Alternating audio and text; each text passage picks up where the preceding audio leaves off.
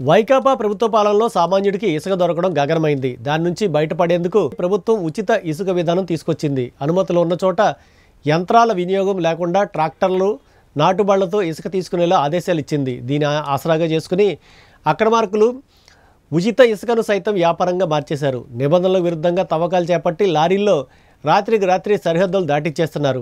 విజయనగరం జిల్లా రాజాం నియోజకవర్గం సంతకవిటి మండలం తమరాం నాగవల్లి నదిని ఇసుక మాఫియా దోచేస్తోంది. దర్జాగా యంత్రాలను ఉపయోగించి ఇసుక తవ్వి తరలిస్తున్నారు. చీకట పడితే లారీలన్నీ క్యూలు కడుతున్నాయి. రీచ్లలోకి యంత్రాలకు అనుమతి లేనప్పటికీ మాఫియా చెలరేగిపోతుంది. సంతకవిటి రెవెన్యూ అధికారులు చూసి చూడనట్లు వదిలేస్తున్నారు.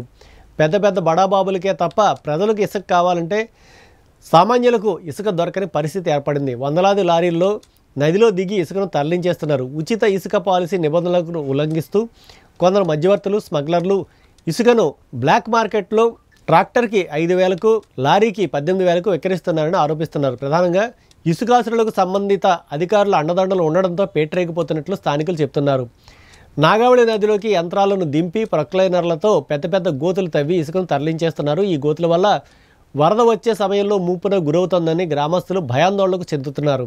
పైగా గోతుల్లో నీరు చేరి లోతు తెలియక పశువులు, ప్రజలు అందులో పడి మృత్యువాత పడుతున్నారని ఆవేదన వ్యక్తం చేస్తున్నారు. ఈ గోతుల వల్ల ఎప్పుడు ఏ ప్రమాదం ముంచుకొస్తుందో అని వాసుదేవపట్నం, గోళ్లవలస, ఎంఆర్ అగ్రహారం, సంతకవిటి, మందరాడ, గరికపాడు తదితర గ్రామస్తులు ఆందోళన చెందుతున్నారు. తక్షణమే జిల్లా అధికారులు స్పందించి ఇసుక రవాణాను అడ్డుకుని ప్రజా సంపదను కాపాడాలని ప్రజలు కోరుతున్నారు.